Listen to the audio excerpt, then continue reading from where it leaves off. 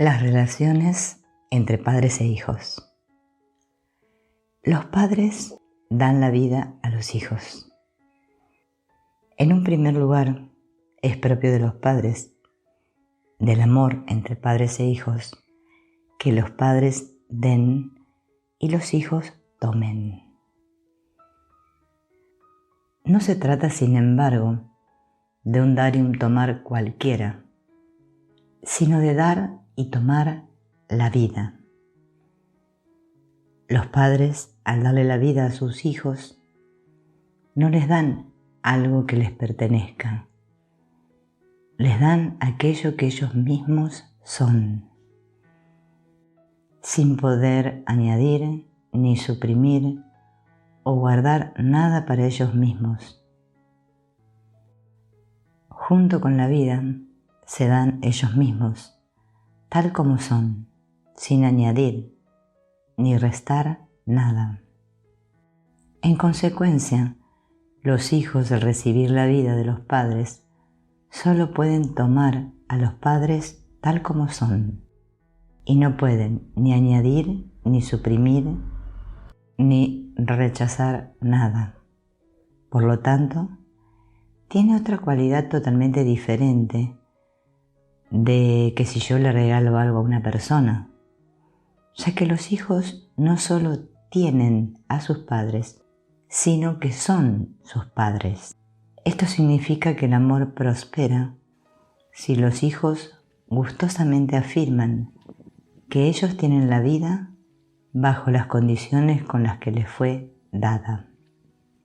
Los padres dan a los hijos aquello que ellos mismos anteriormente tomaron de sus propios padres, y también aquello que, como pareja, tomaron el uno del otro. Además de dar la vida, los padres también cuidan a sus hijos. Por esta razón, se desarrolla entre padres e hijos un inmenso desnivel de dar y tomar que los hijos, por mucho que lo deseen, no logran equilibrar nunca. En segundo lugar, es propio de los órdenes del amor entre padres e hijos y del amor entre hermanos, que todo el que tome honre el don recibido y al dador del que lo tomó. Nuestros padres nos dan la vida y son los únicos capaces de hacerlo. Otras personas pueden darnos lo que necesitamos, aparte de esto. Algo bello ocurre cuando una persona mira a sus padres reconociendo en ellos la fuente de la vida. Todo el que ama y honra la vida, implícitamente ama y honra a los dadores de la vida. Todo el que menosprecia e infravalora la vida, quien no la respeta, a la vez desprecia también a los dadores de esta vida. La persona que toma y valora tanto el don como el dador, acerca el don recibido a la luz hasta que brille, y aunque también de sus manos sigue fluyendo hacia abajo, su resplandor recae sobre el dador. Como tercera propiedad de los órdenes del amor en la familia, existe una jerarquía entre sus miembros, determinada por los siguientes criterios: tiempo, peso y función. Siempre que esta jerarquía sea respetada por todos los miembros de la familia, el amor podrá fluir libremente. En lo que al tiempo se refiere, los padres tienen prioridad respecto a los hijos y el primer hijo la tiene respecto al segundo. Es decir, al igual que el dar y el tomar, la jerarquía pasa de arriba a abajo, siguiendo los conceptos de anterioridad y posterioridad. Este orden también es válido para el dar y tomar entre hermanos. El que estaba primero tiene que dar al posterior, y el que llega después tiene que tomar al anterior. Todo el que da ha tomado anteriormente, y todo el que toma también tiene que dar posteriormente. Así pues, el primer hijo da al segundo y al tercero, y el segundo toma del primero y da al tercero, y el tercero toma del primero y del segundo. El hijo mayor da más y el menor toma más. A cambio, el menor muchas veces cuida a los padres cuando estos llegan a la vejez. El curso del dar y el tomar, que pasa de arriba hacia abajo, y el curso del tiempo, que pasa antes o después, no pueden ni pararse ni ser variados en su rumbo, ni pueden volverse de abajo hacia arriba o de lo posterior a lo anterior. Por eso los hijos siempre se encuentran debajo de los padres, y por eso el posterior siempre viene después del anterior. El dar y el tomar, al igual que el tiempo, siempre fluyen hacia adelante, pero nunca hacia atrás. En lo que a los nuevos sistemas relacionales se refiere, estos tienen prioridad sobre sistemas más antiguos. Es decir, en este caso ocurre al revés de la dinámica de precedencia en el seno de un mismo sistema donde los miembros mayores tienen prioridad sobre los que vienen después. La relación de pareja cobra prioridad sobre las relaciones con las respectivas familias de origen, y un segundo matrimonio tiene precedencia respecto al primero. Las relaciones sufren si no se respeta este principio. Si los padres siguen teniendo más importancia que el cónyuge y los hijos, o si una primera pareja se considera más importante que la nueva. Entre los padres hay una jerarquía particular, independiente de la pertenencia. Dado que los padres comienzan su relación al mismo tiempo, siempre se encuentran a un mismo nivel respecto al orden original. Su jerarquía resulta de su función, por ejemplo, de quién es el responsable de la seguridad de la familia. En lo referente al peso, la relación entre el padre y la madre es la más importante en una familia. Después vienen las relaciones entre padres e hijos, las relaciones con los demás miembros de la red familiar y finalmente las relaciones con otros grupos libremente elegidos. Algunos individuos que llevan una suerte extraordinariamente dura, sin embargo, pueden tener el suficiente peso sistémico para que la secuencia normal conforme al tiempo tenga que ajustarse. Trastornos en el orden entre padres e hijos. El orden de dar y tomar en la familia se invierte cuando un miembro posterior, en vez de tomar del anterior y honrarlo por ello, pretende darle al anterior como si fuera igual o incluso superior a él. En tales casos, por regla general, los padres no tomaron lo suficiente de sus propios padres o no dieron ni tomaron bastante en su relación de pareja. A continuación, frecuentemente pretenden que sus hijos cubran sus necesidades emocionales y los hijos se sienten responsables de cumplir lo que de ellos esperan. Así, el dar y el tomar, en vez de ir de arriba hacia abajo, tendrían que fluir de abajo hacia arriba contra la fuerza de gravedad. Pero al igual que un río que pretende ir cuesta arriba en vez de cuesta abajo, no llega donde querría y tendría que llegar. En cuanto se da una desviación así, en cuanto los padres pretenden tomar y los hijos dan o tienen que dar, existe una falsificación del orden. Si los padres necesitan algo, se dirigen a su pareja o a sus padres.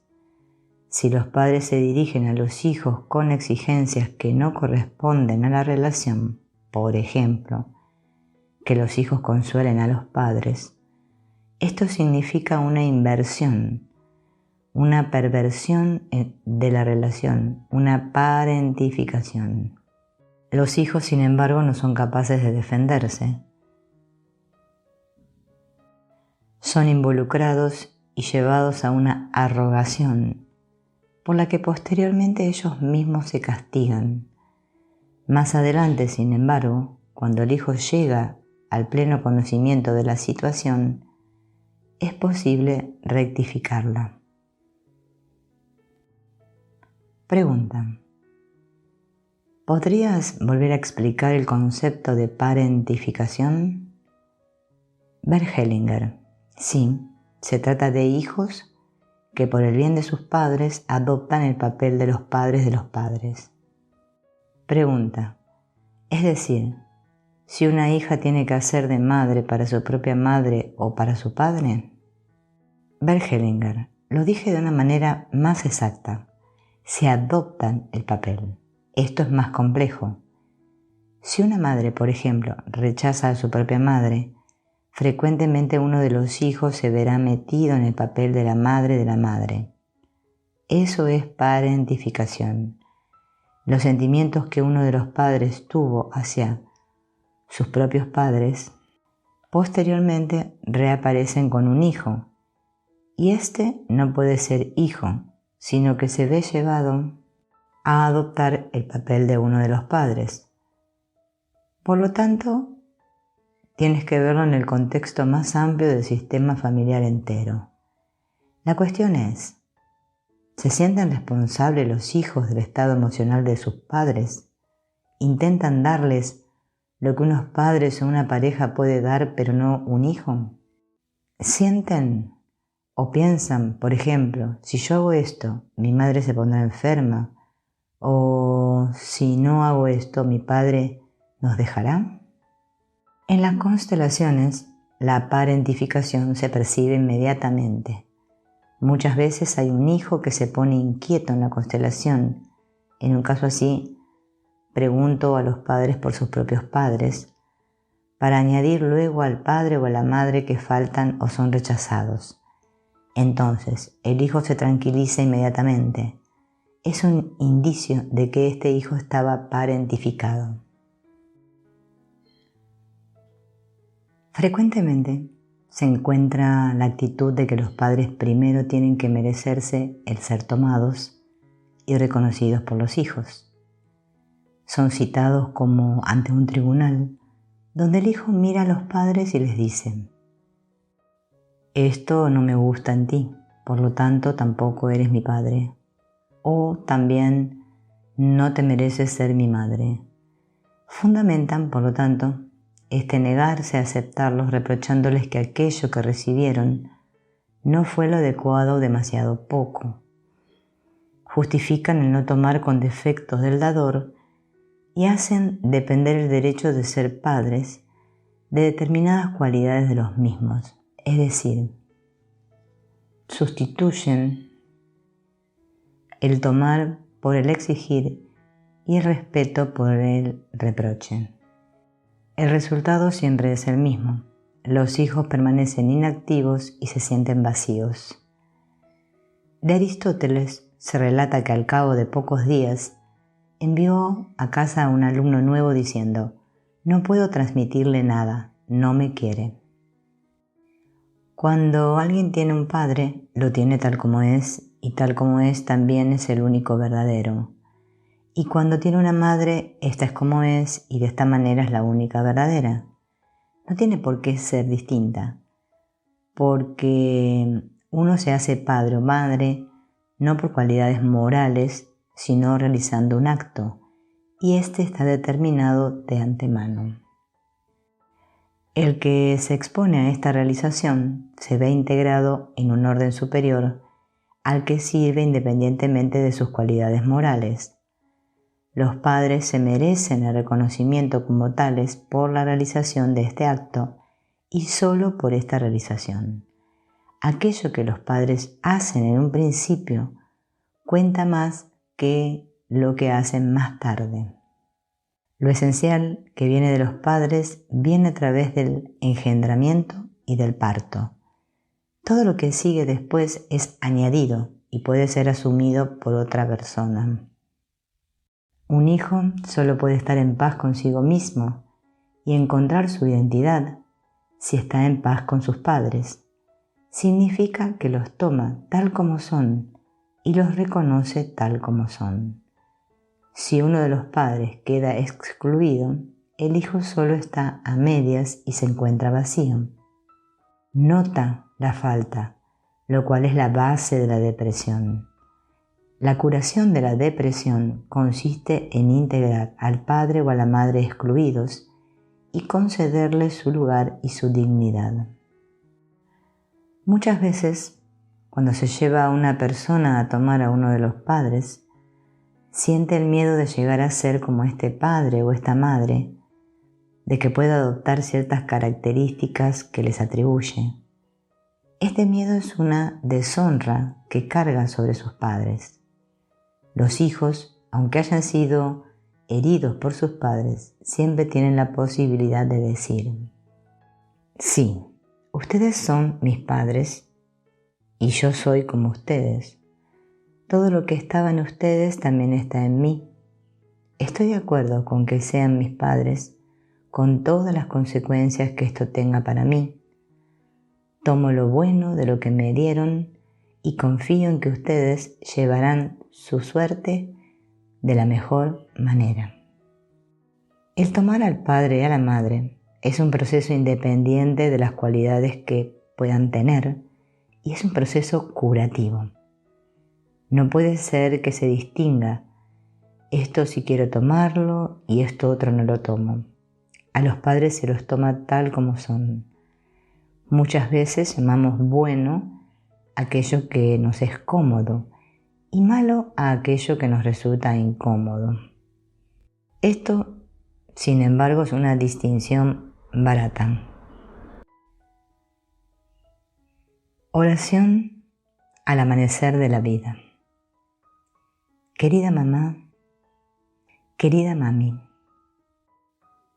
lo tomo de ti todo, entero, con lo bueno y lo malo, y lo tomo al precio entero que a ti te costó y que a mí me cuesta.